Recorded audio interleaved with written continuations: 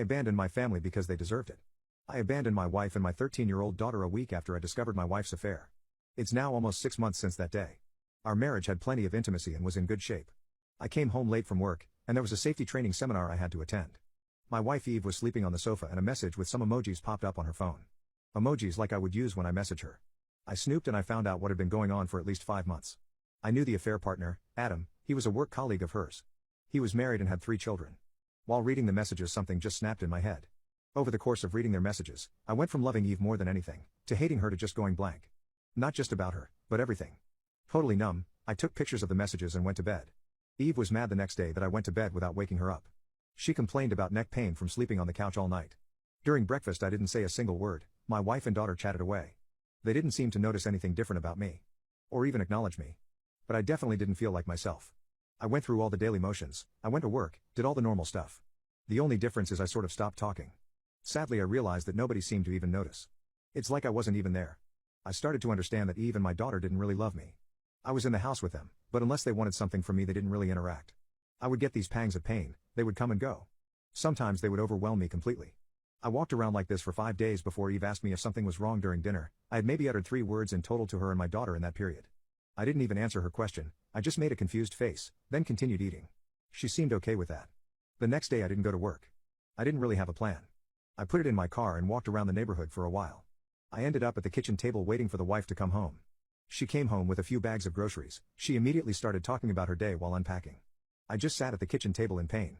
She didn't even look at me apart from one glance as she entered the kitchen. Daughter popped in and did the same. Their backs were turned to me and they talked about some trivial crap on sale. I have never felt so rejected, unappreciated, so alone. I was thinking back on our lives and all I could see was that they didn't care about me at all. They probably never did, I was an accessory to their life. I was hit with a wave of pain, I cried, still they didn't notice, so I got angry, very angry. I had a glass of water in front of me, I stood up and threw it hard at the tiles over the sink. It just exploded, glass shards rained over everything. They froze, unsure what to do when they saw my contorted tear-soaked face. It was uncomfortably quiet for a long while before I spoke. Eve, I know all about your cheating with Adam. My daughter looked at Eve. What? Is that true, Mom? Eve started to try to explain. She briefly glanced at me and said, sorry, I can explain. Then she turned back to our daughter and they started arguing. Again it was like I was invisible or something. After a few minutes watching their increasingly heated argument I just walked out and got in my car. I looked at them again through the window, still arguing in the kitchen. They didn't even notice I had left. I sat there for a few more minutes before I gave up and just drove off. It took maybe 15 minutes before Eve tried to call me, then call after call after call, then a flood of texts from both of them. I just ignored it and eventually turned the phone off. The next day I took half of our money out and called my boss. I told him I didn't know when I would be back. He told me if I didn't show up I was fired. I just told him okay and hung up. I just didn't care. I went to Adam's house, his wife opened. I gave her a copy of the messages and told her what Adam and my wife had been up to. I left her crying on the stairs. At the end of the day I ended up in a cheap hotel at the edge of town. The next few days were kind of a blur. Eve's older brother is a cop named Bob. Bob showed up on the 4th day. I don't know how he found me. He tried to interrogate me, but I didn't say anything. When I didn't engage, he told me I was under arrest and put me in cuffs. However, he didn't take me to the station like I expected. He took me home instead. Bob dragged me into the living room where my wife and daughter immediately started berating me. Still I said nothing. I just listened in amazement while they told me how terrible this was for them. What a terrible a-hole I was for making them worry. It went on for a while. In the end Eve screamed at me, say something. I stared at her for a while before calmly saying, I have nothing to say to you, Beach. Bob freaked out, and slammed me against the wall, screaming at me to not talk to his sister that way. I got a lot of satisfaction out of Bob's violent reaction. I don't know why, it made me so happy I was laughing. Bob's wife left him 4 months earlier. I smiled at Bob. You're pathetic, Bob. Did you hurt your wife, Bob? Is that why she left you? Bob hurt me hard. I went down. Wife and daughter started screaming their heads off. As I started to get up I just laughed even harder. I just couldn't help myself. I am still in handcuffs, laughing. I said, F you, Bob. He knocked me out cold this time. I woke up in the hospital. I puked all over the floor the second I opened my eyes, so I knew I had a concussion. Eve, Bob and my daughter were there. They were talking to me. I was too confused to make it out. A nurse appeared and asked them to leave. She got me a pan to puke in and called someone to clean. While she was taking my pulse, I told her that my family put me here and that they were not to come anywhere near me. If they came back into the room I would leave. I would just run away. She argued kind of sternly that running or even getting up was a really bad idea for me. But she would talk to security. I didn't see them again in the hospital. It was bliss. I decided to disappear, to turn into a ghost. I wanted nothing to do with these people ever again. I made a letter to each of them. I warned Bob that if he ever bothered me again I would report him. I told my daughter that Eve had betrayed me and that she would be without a father from now on. To Eve I made a longer letter. I tried to be as practical as possible. I told her to sell the house, that I won't be paying the mortgage or utilities anymore. I told her reconciliation, or even contact was impossible, especially after she had sent her brother to drag me back and hurt me senseless in front of them. I explained that I won't do anything for her ever again, so if she wants a divorce she will have to arrange it. I told her I will disappear and I don't want to be found. I ended it with, if she interferes with my life again I will simply end myself. I really regret giving her that last sentence. It's like I let her steal a little bit more of me, like I let her give me a little more pain. In the hospital I made a plan on how I could disappear. Eve gave the hospital some fresh clothes that they forwarded to me. Then one evening I just went out the rear fire escape. I triggered some kind of alarm. I was panicking a bit, but thankfully no one stopped me. I got back to the hotel to pick up my car. I traded it with a small RV and set off. I got a new phone. The only person I called was my father. I told him everything and told him if he gave my new number to anyone I would become totally unreachable, forever. He could call me if he needed to reach me if I needed to sign something. Other than that I wanted to be left alone. For the first few months I grieved the loss of my old life, but I came to realize that I grieved the loss of a fantasy. A memory that only existed in my head. The loving wife and daughter, the family, friends. It was all just an illusion in my head. These people never really cared for me. Over time I started to rebuild. Only this time I was a total ghost. I rent a safety deposit box to keep valuables and cash. I do odd jobs for money. I hunt and fish and scavenge. My money consumption is insignificant, so my cash reserves are actually growing. I don't pay taxes, I don't have a bank account. When people ask my name I answer. People call me Fred. I go out of my way to not contribute to society or anything else for that matter. All in all my life is getting better. At least now no one is using me for nothing but their own benefit while pretending they care about me. I don't know what happened to my wife and daughter, my old friends or the rest of the family. I don't know if I am divorced now or if I owe child support. I don't know what happened to the house. I don't really care. My father has tried to give me information a few times but I shut that down hard. He is the only one I speak to occasionally from my old life. Update. As I was reflecting on everything yesterday I was starting to experience something similar to the day I tried to confront Eve. The world got muffled. I felt I needed to log off. I called a hunting friend and asked if he could come over. We talked on the phone until he arrived and the first thing he did was to confiscate all my ammunition. So he was pretty worried I guess. He called my dad and stayed with me until he arrived. I have moved to a different city so that took over 4 hours. Long story short.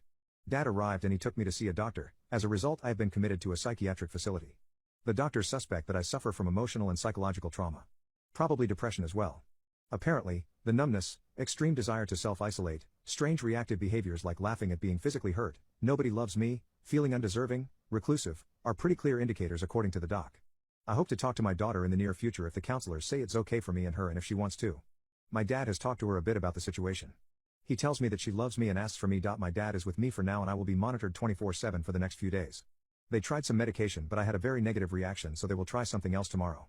Also, Bob somehow found out about me and DM'd my account and apologized. Eve hadn't told him the real reason I left for the hotel. She had just told him about the glass in the wall, leaving the rest out. Bob told me he had informed his superiors what he had done when he found out. According to him everyone that should be, has been informed. He was suspended and ordered to undergo anger management training. If I submit a complaint he would be dismissed. He has prepared a full written confession and all the paperwork for me if I choose to do so. All I needed to do was read it and if I agreed to sign it he would be dismissed. I decided to call Bob's employer and plead in Bob's case that he continues as a cop. Bob visited me on Thursday. He had prepared all the paperwork for me to file a complaint against him. He made no excuses. He admitted his behavior was completely out of line. He apologized for losing his cool, and that it was entirely his fault. He pushed me pretty hard to file against him actually. But I have been thinking about him. I have seen him throw himself in the path of a punch to protect an old woman being attacked. I know a lot of his colleagues, and they always talk about how he will always go that extra mile to help someone. I found out why his wife divorced him as well. Bob doesn't make much but he donates 10% of his salary and volunteers 3 days a week to help the homeless. Apparently his ex found this to be unbearable. Bob refused to stop helping so she divorced him. Bob is a good man. He lost control one time. I lost my way for over 6 months. Edit. I have been out of the psych ward since Friday morning. I have been getting a lot of therapy and I am doing much better. I have daily treatment but I no longer need to be committed. I suffer the after effect of emotional trauma and have mild PTSD. My behavior has naturally been off as a result of this. I have been in intensive therapy and I am getting some medication. I only take the meds now and again at this stage if I feel overwhelmed. Some of my behavior, especially the isolation, probably made things even worse for me. I have talked a lot to my daughter. She tells me she has forgiven me. She never meant to make me feel unappreciated. She loves me. The first few days I didn't actually believe her. But once I got some perspective I realized this doubt was all on me. I have apologized more times than I can count. She started telling me to stop apologizing actually. She has moved away from her mother and is living with my brother and his family at the moment. She gets along really well with his kids and my brother has told us that she can stay for as long as she wants. I am in no condition to be a full-time parent at the moment, so for now, she will stay with them. My brother has arranged therapy for her and I will do my best to be the best father I can be from now on. My wife, Eve, has also moved out of the house, and is living with her parents. My father has been paying the mortgage for me, without me knowing. So the house isn't sold yet. I am not looking forward to going back there to all the memories. I have decided to sell the house and downsize to a tiny home and live a life closer to nature with less stress. I will try to rent or buy a plot of land and live as simply as possible, at least for a while. My daughter loves this idea and has been researching tiny homes like a pro. Adam, the affair partner, is trying to reconcile with his wife and has cut Eve off completely. Eve has been to my dad's house almost weekly begging for him to contact me and let her talk to me. If what her mother tells me is correct, Eve lost her job and is in a terrible way. Barely leaving her room at her parents' house, she is shunned by pretty much everyone according to her mom. I have found a lawyer today and will start divorce proceedings ASAP. I bought a whole case of my hunting buddy's favorite whiskey and spent Saturday night there, thanking him. He is a true friend. He probably saved my life. My wife's affair completely broke me and my family. I was so broken I couldn't even see it myself. Up until then I was sort of holding myself together by convincing myself that I was doing better. But the truth is I was hanging on by the tiniest of threads. Update 2. I have gotten a lot of therapy and I am fairly stable. My daughter is doing well. I am however a different person now. I have a hard time trusting people. Apart from my daughter I prefer solitude and I have a very low public profile in general. I don't know if I would say something is broken inside me. I guess you could say I am broken compared to who I used to be, but I am not unhappy. I am perfectly okay as a partial loner. I am just different now I guess. The house is sold and I bought a tiny home where me and my daughter live. It's not a tiny home like you see on TV. It has 2 separate bedrooms and a combined living room kitchen. It's in a secluded location on a forested hillside and it has a porch outside as big as the house and a wonderful view. I absolutely love the tranquility and the close proximity to nature in our new home. I am divorced, or almost divorced. It's just waiting for the formalities now. Expected time frame is 3 months. Soon-to-be ex has been begging me a lot for a second chance, almost daily, but she has not demanded anything from me. She doesn't try to excuse herself, she owns her affair. We used mediation and she has given me everything basically, all our assets and full custody. The only thing she has asked for is to be allowed to visit often so she can try to repair her relationship with our daughter. She has offered to cook and clean as well. But I don't want to feel like I owe her anything. I will keep the household operational, it's tiny anyway. And I need some chores for my daughter. I don't want her to grow up to be a spoiled brat. My daughter and soon-to-be ex relationship is very, very strained. We will have to see how it goes. From my perspective I have told her I want closure but there is no way of repairing our relationship. We will be co-parents, that's it. I have insisted on split custody since it's cumbersome to undo full custody after the divorce is final. Now that I can think straight, I want our daughter to have a relationship with her mother. I have forgiven her and moved on. I will live my life as I see fit from here on out. As for the assets I will give her half at the last minute, or directly after the divorce. We built up these resources during our marriage so it's only fair she gets half. But I really want to see if she will go through with it, actually giving me everything. She is very remorseful and I find it helps my healing. Soon-to-be ex is still struggling, some would say she is an absolute wreck. She is going to counseling, we all are, including family therapy for my daughter's benefit. I am determined to try to make up as much as possible for my daughter for my mistake. My daughter is very sharp, I believe she has forgiven me but she watches very carefully how I act towards her mother. I am determined to be a good role model, so I will act exemplary. It's been incredibly hard to deal with the aftermath but I am finally starting to stabilize.